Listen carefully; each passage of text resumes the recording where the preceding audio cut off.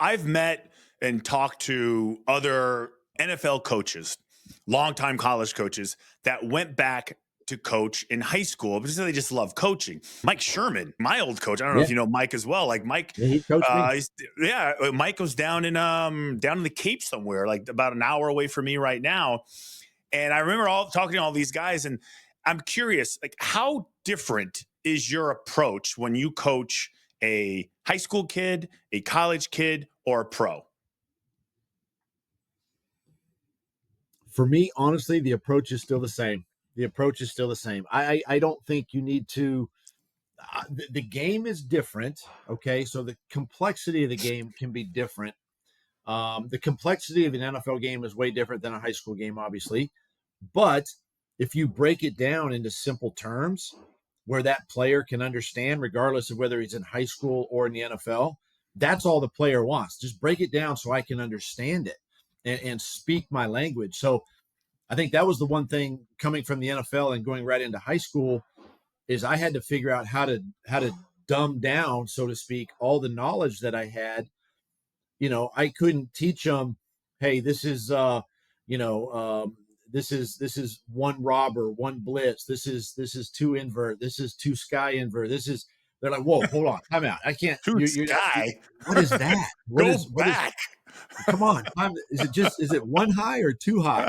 And that's the thing is you just gotta break it down to its simplest form. So it's really no different to coaching in the NFL. There's a lot of first year college players that, I hate to say it, were never really taught in college, and they weren't taught the fundamentals in college and some of the basics. So, again, you have to speak their language to where they can understand it, and to allow a player to play fast. So I think the approach is the same. And but then again, too, I mean, Christian, there are players too where you need like trigonometry degree to speak their language. Yeah. And I'm like, well, The Ivy League kids. The Ivy League kids. Those are the Ivy League kids. That wasn't me, though. That wasn't me. I mean, I wasn't that player. I didn't want to be taught that way. I didn't want to be coached that way. But you do have some of those as well. So a little bit of both. But at the same time, I think for me, it's very similar. Whether you're coaching a high school kid or an NFL kid, NFL player, giving them the information that they can fully understand and grasp what you're talking about.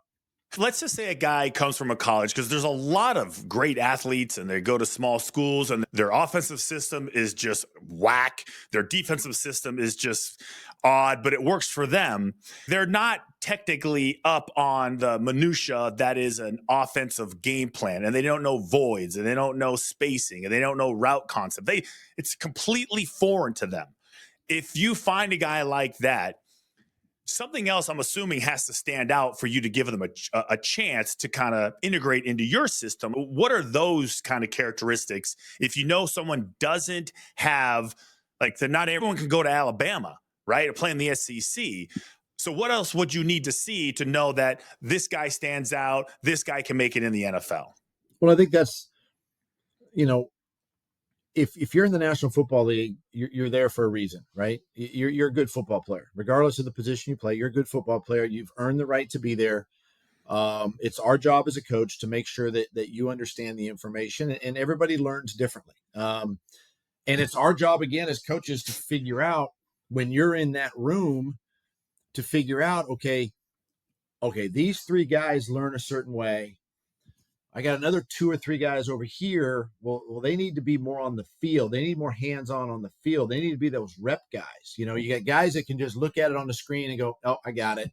But then you got the other guys that are like, I don't really understand it. So let's go get the reps on the field. And then they go, I got it. Right. And so you have those types of players. And I think that's what you got to figure out as a coach, is just how that player learns best. And then you have to tailor your teaching methods to suit everybody, right? You've sometimes you got to go, okay, I'm going to speak, Chinese for a second here, and then I'm going to come back and just speak English over here, right? So everybody learns differently. And I think that's the balance that you have to have. And I think that's the beauty of a football team too, is you get so many cultures and so many backgrounds and so many Mm-hmm. personalities, and you're trying to bring all that together for one common goal, and that's a 3-hour football game on Sunday. And at the end of the day, you're trying to win that game. So that to me is, if you can figure that out as a coach, then that's where you get the respect and